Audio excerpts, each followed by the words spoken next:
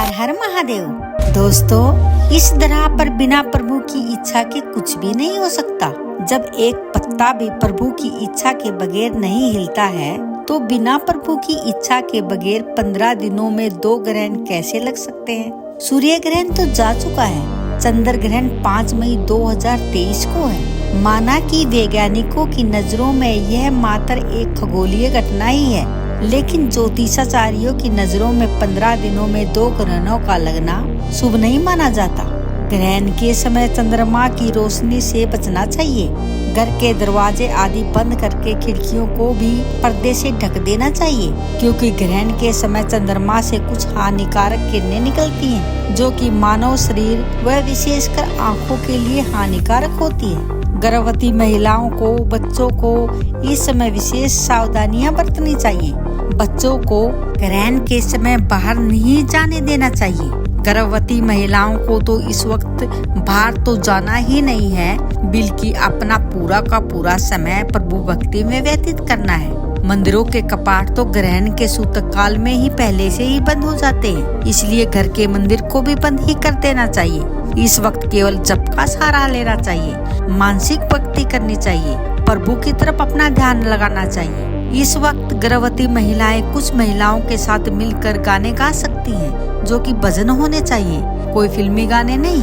जप, भजन, कीर्तन करना गर्भवती महिलाओं के लिए काफी अच्छा रहता है। ग्रहण के समय गर्भवती महिलाओं को चाकू, छुरी आदि का इस्तेमाल नहीं करना चाहिए, वरना गर्भस्थ शिशु को नुकसानदेह साबित हो सकता है। ग्रहण के वक्त भोजन भी नहीं करना चाहिए। यदि घर में कोई बालक, वृद्ध या बीमार है और वह भोजन के बगैर नहीं रह सकता, तो आप तुलसी पत्तर डालकर भोजन बना सकती हैं।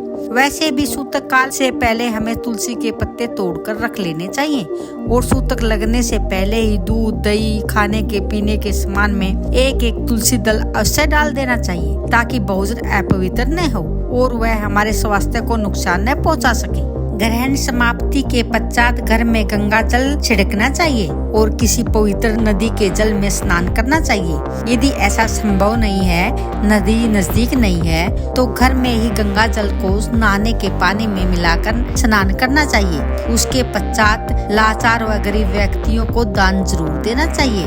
यह सच है कि जब चंद्रमा व सूर्य के बीच पृथ्वी आ जाती है, तो सूर्य का प्रकाश चंद्रमा तक नहीं पहुंच पाता और चंद्रमा काला दिखाई देने लग जाता है। भले ही वैज्ञानिक इसे एक खगोलीय घटना ही मानते हैं, परंतु हमारे प्राचीन ग्रंथों में जब राहु केतु चंद्रमा को जकड़ लेते हैं, तो उस स्थिति को चंद्र ग्रहण कहा जाता है। ऐसी स्थिति में चंद्रमा कमजोर पड़ जाता है। इस कमजोर स्थिति को ज्योतिषाचार्य अशुभ मानते हैं, इसलिए इस समय कोई भी शुभ कार्य नहीं करना चाहिए। हमारे प्राचीन ग्रंथों में भी यही लिखा है कि ग्रहण काल में शुभ कार्य वर्जित है। वैसे यह चंद्र ग्रहण विदेशों में ही दिखाई देगा।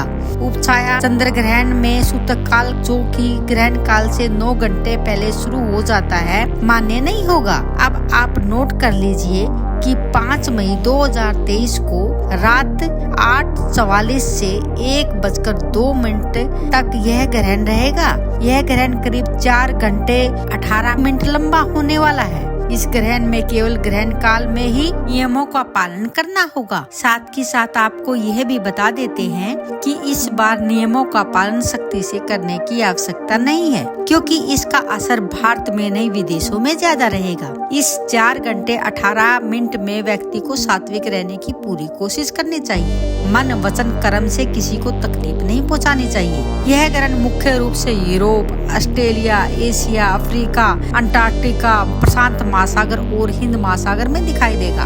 5 मई को बुद्ध पूर्णिमा भी है, इसलिए इस दिन का महत्व और भी ज्यादा विशेष हो गया है। इस ग्रहण के पश्चात लगभग हर इंसान को रुपए, पैसे, अन्न, वस्त्र आदि का दान अवश्य करना चाहिए, क्योंकि ऐसा दिव्य संयोग वर्षों के बाद आता है। इस ग्रहण में कुछ राशियों की किस्मत भी चमकने वाली है। इसका जिक्र हम अगली वीडियो में अवश्य करेंगे। अभी राशियों के बारे में जिक्र करना शुरू कर दिया तो वीडियो लंबी हो जाएगी, और ज्यादा लंबी वीडियो व्यक्ति को बोर कर सकती है। इसी के साथ दोस्तों, आप दान पुण्य करने के साथ साथ खुश रहें, स्वस्थ रहें, मस्त रहें और बोलते रहें हर हर महादेव।